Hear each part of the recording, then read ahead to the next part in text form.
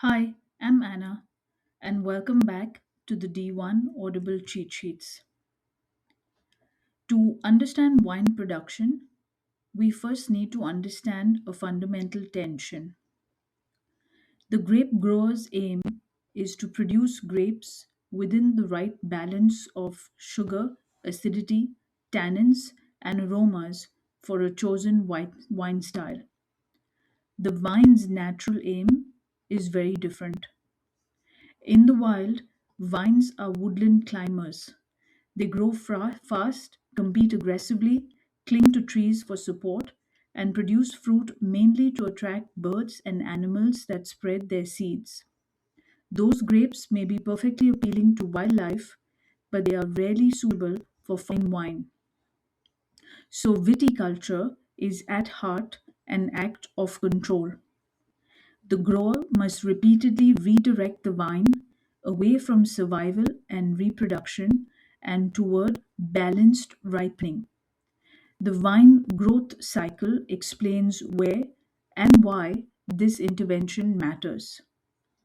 The vine needs warmth, sunlight, water, and nutrients to photosynthesize.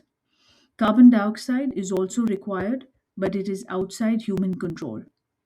Warmth is additionally essential for respiration, the process by which sugars are converted into energy for growth and metabolism. The amount of these resources, and crucially, when they are available during the year, determines whether grapes reach suitable ripeness at all.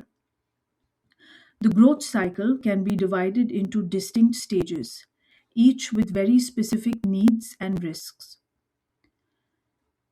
Dormancy. In the Northern Hemisphere, dormancy typically runs from November to March. In the Southern Hemisphere, from May to September. When average air temperature falls below about 10 degrees Celsius, the vine cannot grow. Leaves fall, photosynthesis stops, and the vine enters dormancy. At this point, the vine survives entirely on carbohydrate reserves, mainly starch, stored in the roots, trunk, and permanent wood during the previous growing season. This is the first major cause and effect link to lock in. A healthy growing season one year supports early growth the next. Extremely cold temperatures can still damage dormant vines. Temperatures below minus 20 degrees Celsius can cause serious injury, and below minus 25 degrees Celsius will kill most Vitis vinifera. This is why winter protection strategies are used in very cold regions. Dormancy is also when winter pruning takes place. This is not passive housekeeping, it's the first yield decision of the year. The number and position of buds retained will directly determine potential crop size and canopy structure in the following season. Bud burst. Bud burst marks the end of dormancy and the start of a new growth cycle. It usually occurs in March to April in the northern hemisphere and September to October in the southern hemisphere. Bud burst requires average air and soil temperatures of around 10 degrees Celsius. When temperatures rise, compound buds swell and green shoots emerge. Regions with strong seasonal contrast, such as continental climates, often experience relatively uniform budburst because spring temperatures rise quickly and consistently. This synchrony is valuable. It promotes even development throughout the season and can ultimately lead to more uniform ripening. In maritime climates where temperature transitions are gentler, bud burst can be uneven. The greatest risk occurs when mild winter weather triggers early bud burst, followed by frost. Newly emerged shoots are extremely vulnerable, and frost damage at this stage can dramatically reduce yield. Soil temperature also matters. Dry, free draining soils warm up more quickly than water retentive clay soils. In cool climates, this can encourage earlier bud burst and lengthen the growing season, increasing the chance of full ripening. Grape variety plays a major role. Early budding varieties such as Chardonnay, Pinot Noir, Merlot, and Grenache burst at lower temperatures and are therefore more frost prone. Late budding varieties like Sauvignon Blanc, Cabernet Sauvignon, and Syrah require warmer conditions and are naturally less exposed to spring frost risk. Importantly, early budding does not mean early ripening. Grenache is a classic example. It buds early but ripens late. Growers can also influence bud burst timing. Delaying winter pruning can postpone bud burst, a deliberate strategy in frost prone regions. Shoot and leaf growth. From spring into early summer, shoots elongate rapidly, leaves expand, and inflorescences develop. Growth is fastest between bud burst and flowering.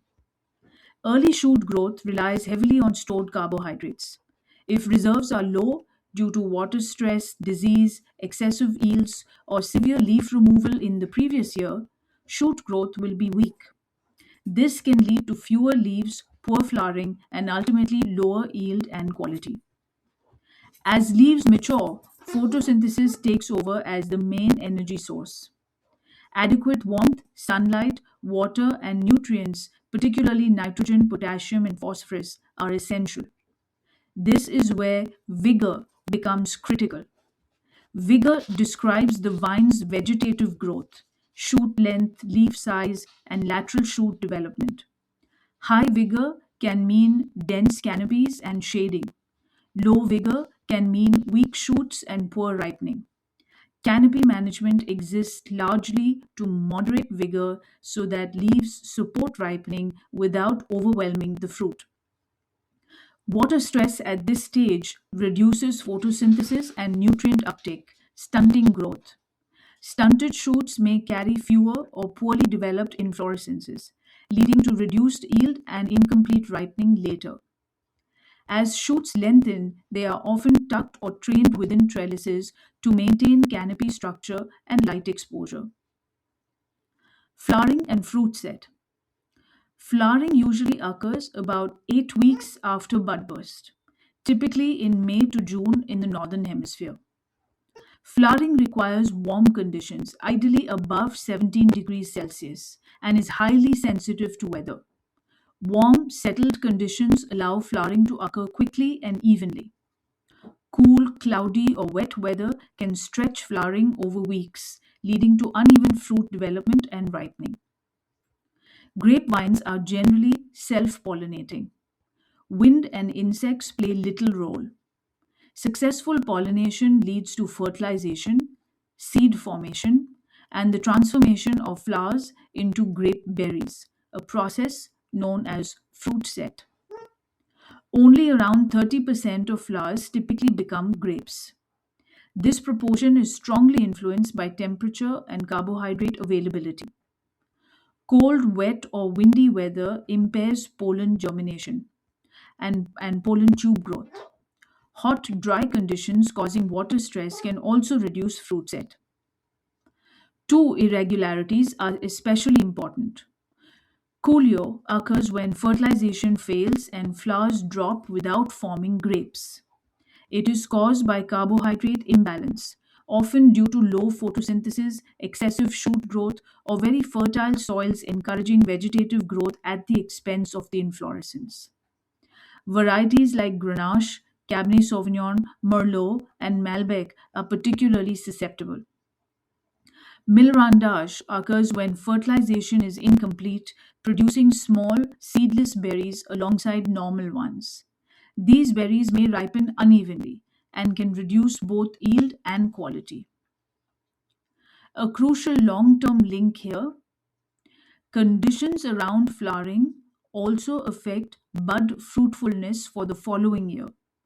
Shading, water stress, and nutrient deficiency at this stage can reduce the number of inflorescences in the next season's compound buds. Grape development. After fruit set, Grape development begins and is usually divided into four stages. Stage 1 is early berry growth. Grapes are hard and green. Tartaric and malic acids accumulate.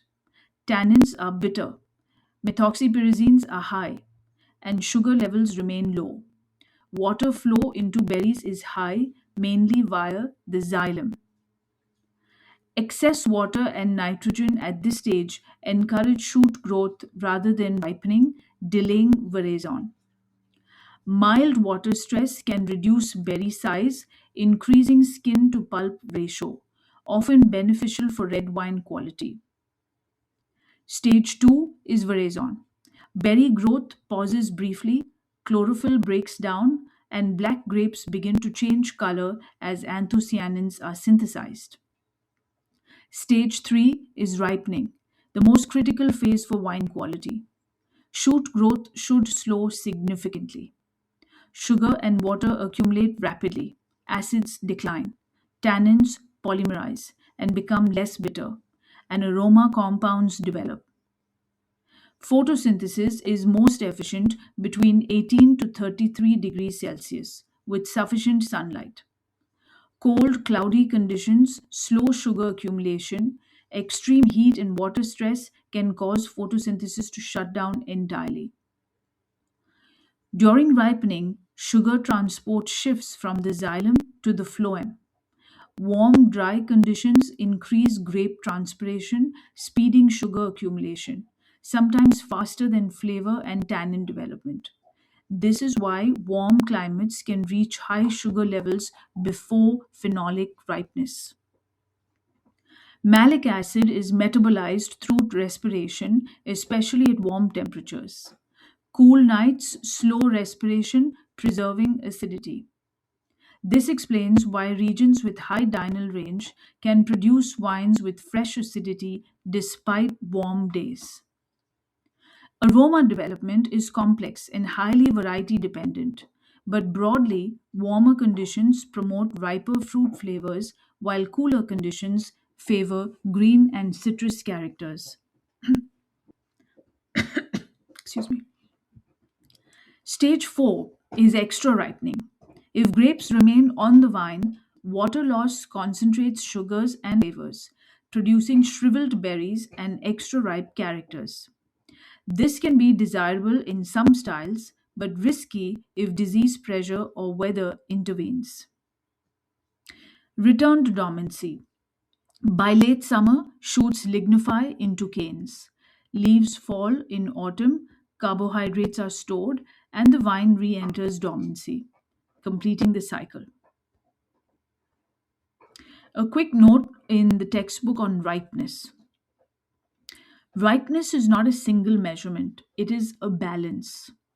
Sugar determines alcohol and sweetness.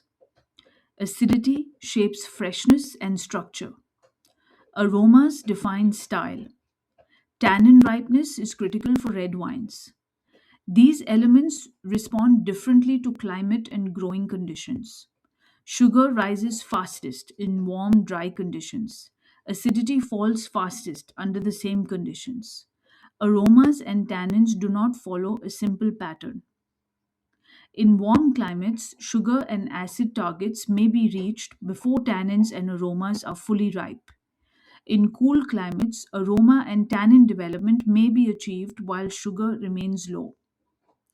Because sugar and acid can be adjusted more easily in the winery than unripe tannins or green aromas, growers often prioritize phenolic and aromatic ripeness, always in service of balance and intended wine style. And that ultimately is the point of the entire growth cycle, to guide the vine stage by stage away from survival and toward balance. I do hope this has helped, and I'll see you at the next episode, The Growing Environment.